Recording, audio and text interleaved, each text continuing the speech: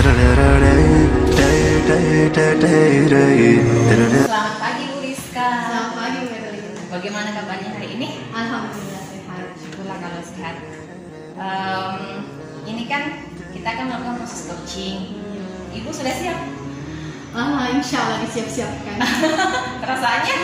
Agak sedikit deg-degan. Deg-degan ya karena belum. Nah, ini kan saya sebagai observer akan mengobservasi Ibu dalam melaksanakan teknik coaching ini. Dan kita harus sepakat dulu kira-kira apa yang menjadi rubrik penilaian pada saat Ibu nanti melakukan percakapan dalam coaching.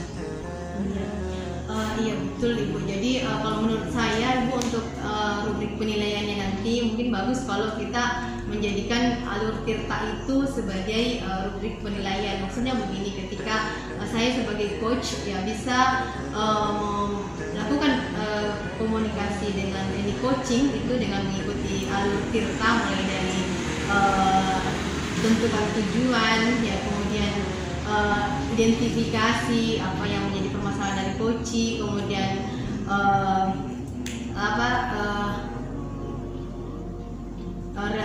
rencana aksinya apa dari si coaching, kemudian tanggung jawab yang akan dilakukan oleh coaching setelah coaching ini, itu mungkin bagus dijadikan sebagai rubrik penilaian menurut saya.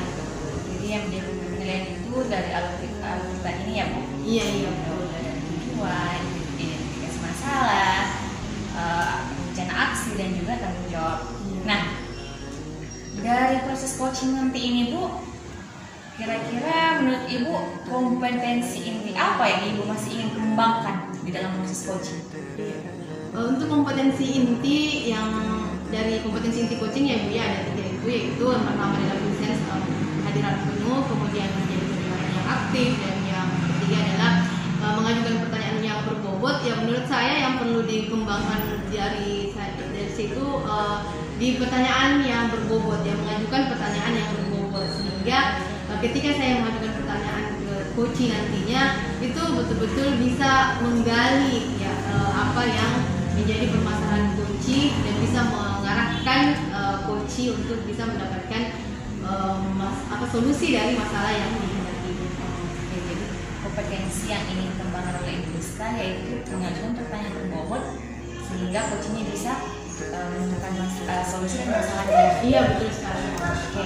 Nah, kalau dari lebih spesifik lagi Bu, nah kira-kira dalam proses coaching ini nanti mengenai pertanyaan berbobot ini yang kayak bagaimana dari coaching kita ini atau dari Ibu sebagai coach? Iya, untuk yang lebih spesifiknya yang saya pikir-pikir Bu, ya saya juga berharap nantinya di mengajukan pertanyaan yang berbobot ini itu membuat si coaching nyaman, jadi tidak merasa ditekan atau tidak merasa dibombardir dengan pertanyaan seperti itu. Jadi saya berharap si coach ini merasa nyaman dengan ketika saya sebagai seorang coach mengajukan pertanyaan-pertanyaan kepada kepada si coach ini untuk bagaimana mengetahui apa permasalahannya dan membantu dia untuk menemukan sendiri solusi dari masalah tersebut. Oke, jadi spesifiknya lagi pertanyaan berbobotnya nanti yang diajukan oleh Ibu Rizka sebagai coach kepada coach itu membuat coachnya nyaman ya? Iya.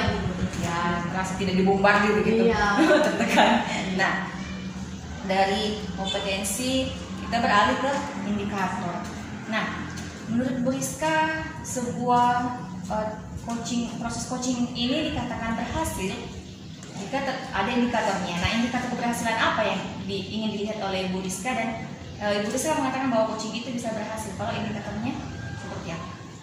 Untuk indikator keberhasilan, saya mungkin melihatnya dari sudut tujuannya ya Ibu ya. Ketika si coaching ini sudah bisa menemukan tujuan dari percakapan coaching yang kita lakukan ini, dan kemudian dari tujuan yang dia dapatkan itu yaitu menemukan solusi dari permasalahannya, itu betul-betul dia mampu buatkan langkah-langkah yang insya Allah dia akan kerjakan setelah proses coaching ini. Jadi bukan hanya sekedar selesai percakapan ini, tetapi betul-betul ada tindak lanjut nanti yang akan dia lakukan sebagai sebagai coaching yang sudah menemukan solusi dari permasalahannya. Jadi seperti itu menurut saya.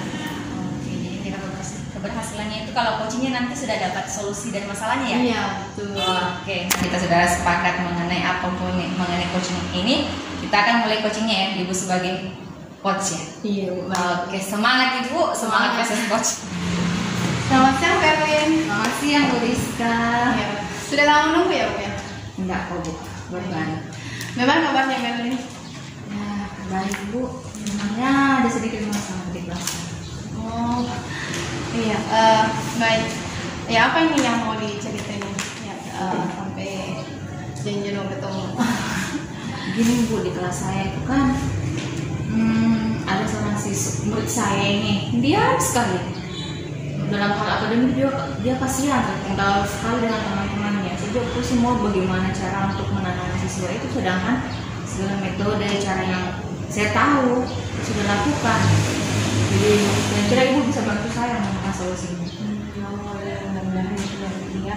Ya, jadi ini ada siswanya Berlin yang pendiam ya, dan di samping pendiam dia juga dari sisi akademik tertinggal ya Bu ya. Iya, baik. Ibu Erlin, kita punya waktu hanya 10 menit ya. Kira-kira dari 10 menit ini apa yang ingin Ibu Erlin dapatkan dari pembicaraan kita?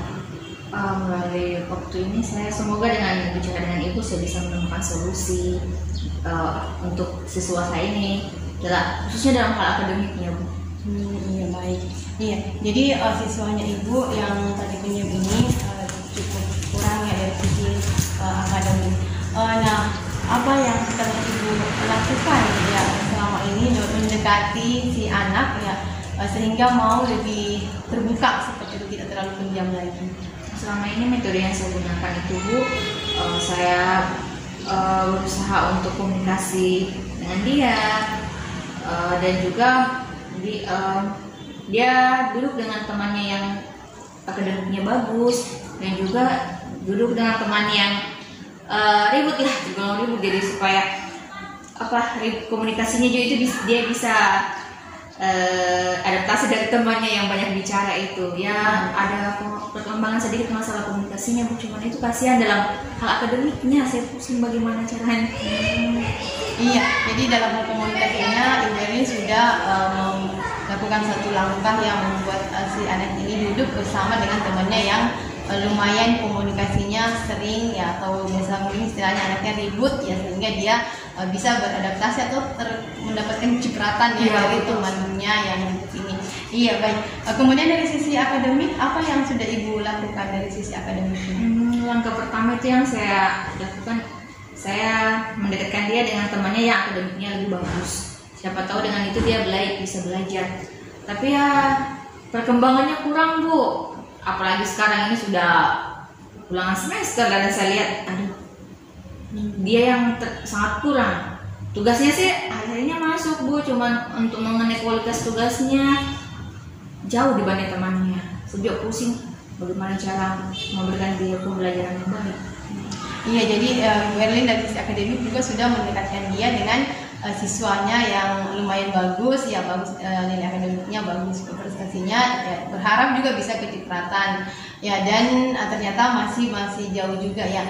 Nah, apa yang Ibu Erlin pikirkan idealnya ini anak, saya itu harapannya ini anak seperti apa? Saya harapannya nanti ini paling tidak kemampuannya lah ya masuk rata-rata Bu.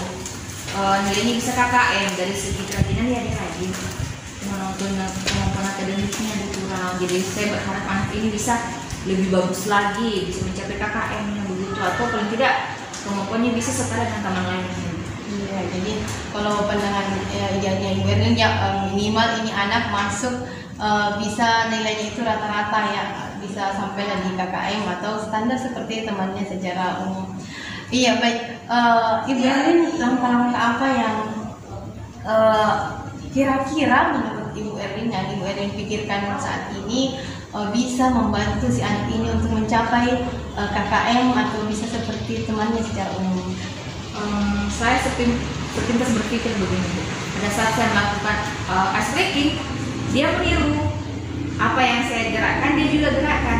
Tapi pada saat diperintah atau saya melalui mulut untuk melakukan ini, dia tidak lakukan. Berarti saya bisa mungkin menilai bahwa anak ini anaknya gaya belajarnya visual.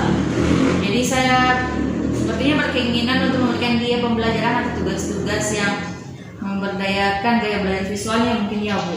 Oh iya, bagus ya Bu, bagus itu ya Berlin. Jadi Ibu Erlin melihat anak ini kayaknya gaya belajarnya visual, sehingga Ibu Erlin berusaha untuk memberikan pembelajaran dengan metode ya anak yang memiliki gaya belajar visual, dan tugas-tugasnya juga ingin diberikan yang model seperti itu. Nah, kira-kira apa lagi Berlin yang ingin Ibu dilakukan selain pembelajaran visual? Selain itu, sepertinya saya bisa memberikan bimbingan khusus mungkin ya Bu. Tapi tetap dengan gaya belajar visualnya, karena kalau auditori kayaknya dia nggak respon, karena dia mungkin gaya belajarnya bukan auditori yang mengajukan pendapat, ditanya dia nggak mau jawab. Jadi mungkin secara visual mungkin saya bisa kembangkan, tapi dengan bimbingan khusus ya. Iya, Masya Allah. Jadi Ibu Erlin juga mau memberikan bimbingan khusus kepada anak ini. Nah, kapan Ibu Erlin mau dilakukan ini bimbingan khususnya? Rencana saya setelah ulangan ini ada waktu kosong, ada waktu luang, saya bisa memberikan dia bimbingan khusus lah. Ya, saya mau bisa siapkan materi-materi yang saya rasa dia sangat tertinggal atau sangat perlu dibanding teman. Iya, Masya Allah, ide yang bagus sekali nih Ibu Erlin. Jadi setelah ulangan ini, ya Ibu Erlin mau kasih bimbingan khusus ya sama siswanya Ibu Erlin yang pendiam tadi dan agak kurang. Nah, supaya Ibu Erlin bisa tetap bersemangat, kira-kira siapa nih temannya yang bisa diajak untuk membantu Ibu Erlin untuk berkomitmen memberikan bimbingan khusus sama siswanya ini?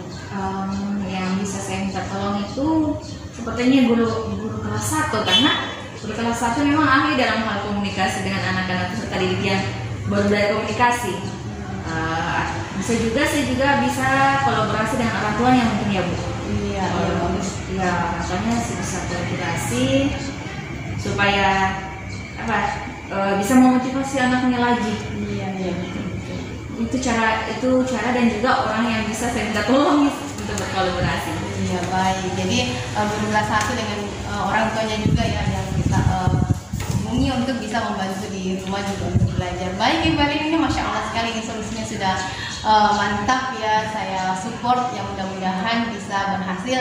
Nah, kapan kita bisa ketemu lagi supaya Ibu Erlin bisa ceritakan bagaimana progresnya nanti, perkembangannya anak ini setelah diberikan bimbingan khusus?